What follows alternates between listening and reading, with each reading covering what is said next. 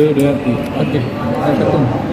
Oke, Bang Tony, kemarin pasca dimintai jadi saksi oleh pihak JPU nih, mungkin ada obrolan apa lagi dari Kamelvin?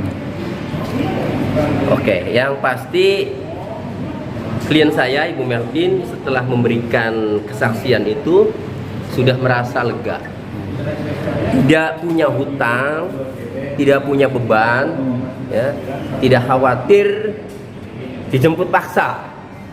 Kan banyak yang berpendapat kan gitu. Ada yang memberitahu nanti kalau tidak hadir kan gitu, nanti bisa dijemput paksa kan gitu. Maka setelah hadir itu ya sudah, kewajibannya sebagai saksi sudah ditunaikan. Itu. Dan Ibu Melvin juga menyampaikan sama seperti yang waktu teman-teman tanya waktu di Pengadilan Negeri Jakarta Selatan, bahwa ia menyampaikan apa yang ia dengar, apa yang ia alami, apa yang ia lihat sendiri sebagai saksi.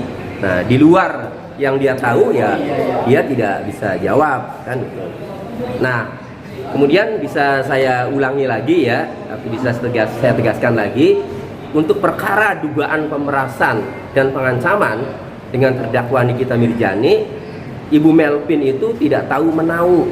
Artinya kapan merasnya, bagaimana cara memerasnya, siapa yang dihubungi, kan itu, bagaimana mengancamnya dan seterusnya, kan tidak tahu. Itu ya maksudnya. Jadi tidak tahu dia kan.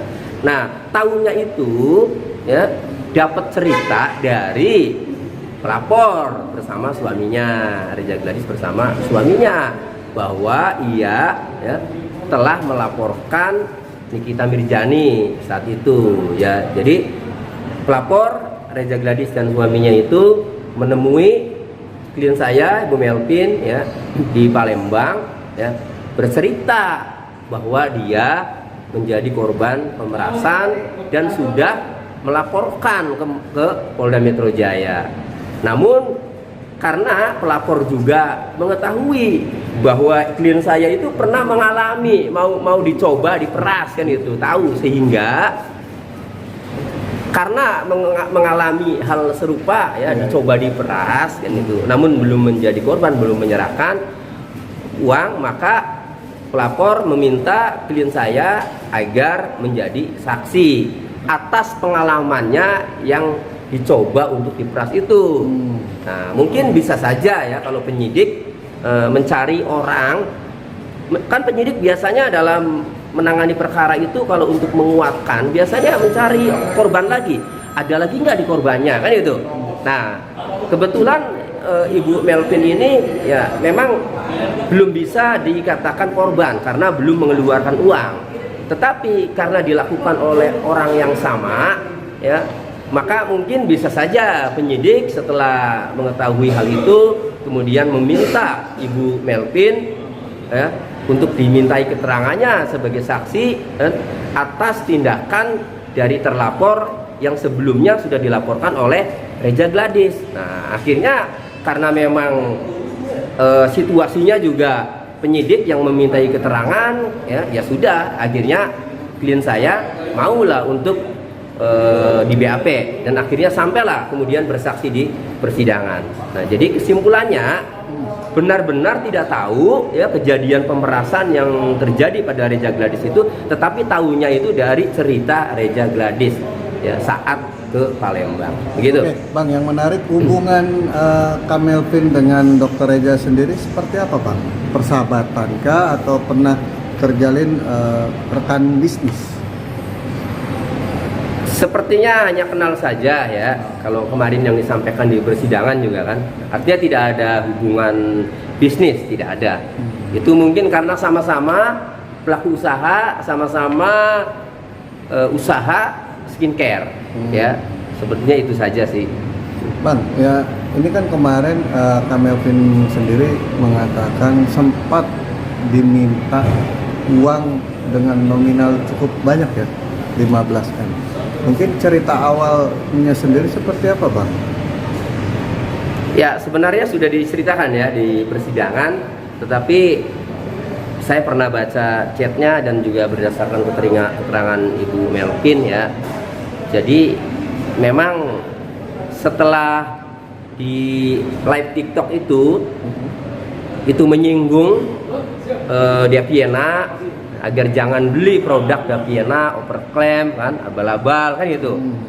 Itu membuat Ibu Melvin ya itu merasa apa namanya, ini kok mau nyinggung-nyinggung produk saya kan, usahanya begitu. terganggu gitu. Ya, usahanya bisa terganggu. Nah, kemudian setelah komunikasi dengan dokter Oki, malah di situ dokter Oki menambah klien saya khawatir karena dengan kalimat kalau Nikita sudah berbicara, sudah speak up, maka tidak ada yang tidak hancur. Nah, kan itu. Oh, ditakut-takuti apa? Iya, ya, itu bisa dikatakan ditakut-takuti ya. Nah, oleh karenanya Ibu Melvin ini merasa terancam usahanya kan, ya bukan personalnya ya.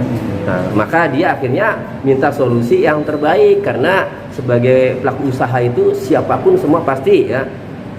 Ketika ada orang yang menyenggol-nyenggol, kemudian diganggu ya, dia pikirannya itu pelaku usaha itu tidak mau pusing, kan itu. Maka ketika bisa diatasi ya diatasi kan itu. Nah, sampailah kemudian diarahkan oleh dokter Oki ke Nikita.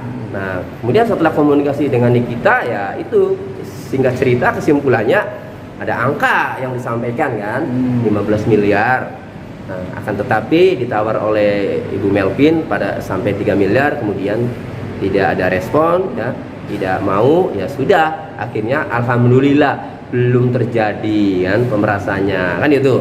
Nah, jadi belum menjadi korban pemerasan tuh, itu kan baru percobaan ya. Tapi diminta oleh pihak JPU itu berdasarkan rekomendasi dari siapa, Pak? Kalau JPU itu memanggil ya. Iya. Ya, jadi ada surat panggilan sebagai saksi ya untuk hadir di persidangan. Ya, rekomendasinya sendiri dari siapa? Kalau saya tidak tahu ya, kalau rekomendasinya apakah dari Ibu Dokter Melvina Reza atau dari pihak yang lain? Kalau jaksa ini kan sebenarnya menerima berkas perkara dari penyidik. Hasil BAP aja ya? Ya, dari penyidik ya, menerima berkas perkara dari penyidik. Nah, di penyidik inilah yang waktu penyelidikan maupun penyidikan ini kan mencari saksi-saksi nih. Ya, saya rasa tadi seperti yang saya jelaskan, karena pelapor ini mengetahui, mendengar Ibu Melvin ya pernah ya dicoba untuk diminta uangnya oleh Nikita, mungkin bisa saja pelapor ini menginformasikan kepada penyidik bahwa ada loh kan itu, ada lagi loh mungkin selain saya. Nah, akhirnya penyidik memeriksa atau memintai keterangan Ibu Melvin, benar tidak kan itu. Nah, ternyata Ibu Melvin yang menyampaikan apa adanya, benar. Nah, ternyata setelah disampaikan ya ujung-ujungnya jadi saksi di pengadilan gitu. Berarti ada cerita dari Kak Melvin ke Dokter Reza ya? Tidak ada. Atau gimana? Ya, Ibu Melvin itu ceritanya bukan ke Dokter Reza, tetapi ke orang lain. Nah, makanya saya jelaskan lagi, pada saat Dokter Reza datang ke Ibu Melvin, ya itu pelapor Dokter Reza itu sudah mengetahui bahwa Ibu Melvin ini pernah mengalami dimintai uang oleh Nikita, itu tahu. Nah, sehingga langsunglah meminta Melvin ya untuk menjadi saksi. Tetapi Ibu Melvin sendiri tidak pernah bercerita ke Dokter Reza, ceritanya ke orang lain. Mungkin dari orang lain itu nyebar mungkin. Namanya sekarang itu ya media sosial cepet banget kan, nyebar walaupun cerita juga. Bang, yang menarik lagi di sini netizen mempertanyakan kenapa tiba-tiba penyidik dari Polda terbang harus ke Palembang untuk memeriksa Kak Melvin. Mungkin abang sendiri punya pandangannya seperti apa? Ya. Kala Itu teknis. Jadi begini, penyidik atau penyelidik ya. Penyelidik ketika mengirimkan surat undangan atau surat permintaan keterangan terhadap seseorang untuk dimintai keterangan, kemudian orang itu tidak datang, ya, maka kemudian mengirimkan undangan lagi. Nah, kemudian mengirim undangan lagi, tidak datang lagi, maka bagaimana caranya penyelidik ini bisa mendapatkan keterangan? Maka secara teknis bisa saja mendatangi kediamannya, diperiksa di tempat.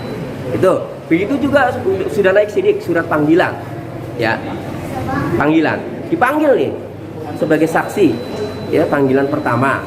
Kemudian tidak datang, maka dipanggil kedua, tidak datang juga, ya, maka bisa tuh penyidik ini, ya, mendatangi saksi. Mendatangi saksi ini bisa untuk dibawa paksa, artinya ada surat perintah membawa biasanya dibekali untuk dibawa ke kantornya untuk diperiksa, atau bisa juga diperiksa di tempat kediaman saksi. Jadi itu soal teknis sebenarnya. Artinya abang membantah kalau ada dugaan dari pihak sana itu mengatakan dari dokter Ega lah yang meminta agar penyidik terbang ke Palembang. Kalau soal itu saya tidak tahu ya, apakah pihak pelapor, ya, atau penyidik yang mempunyai kewajiban. Cuma saya dari sisi hukum, ya, dari sisi prosedur saya berpendapat penyidik ini agar bisa mendapatkan keterangan dari seorang saksi, maka dia harus mendatangi saksi, sama kayak saya sebagai pelapor. Lalu saya tanya, Pak, perkembangannya sudah sejauh mana? Oh, nanti ya, karena saksi dipanggil belum datang. Oh, saya tanya lagi, Pak, bagaimana? Ini panggilan kedua juga belum datang. Lah, bagaimana dong? Masa 2 kali dipanggil tidak datang, Bapak diam saja terus? Bagaimana selanjutnya dong? Nah, itu kan penyidik pikir tuh. Nah, jadi sama siapapun, ya, sebenarnya pelapornya ketika lapor kemudian perkembangannya itu belum ada, maka pasti itu mendesak polisi agar segera ada progres, agar segera ada perkembangan. Nah, jadi itu teknis mengenai apakah diperiksa di markas atau di kantor polisi ataukah di kediaman saksi, itu hanya soal teknis kalau seperti itu. Apa benar itu kondisinya sedang hamil, Bang? Kala itu? Iya, betul. Kalau saat itu memang kondisinya Ibu Melvin ini sedang hamil, ya.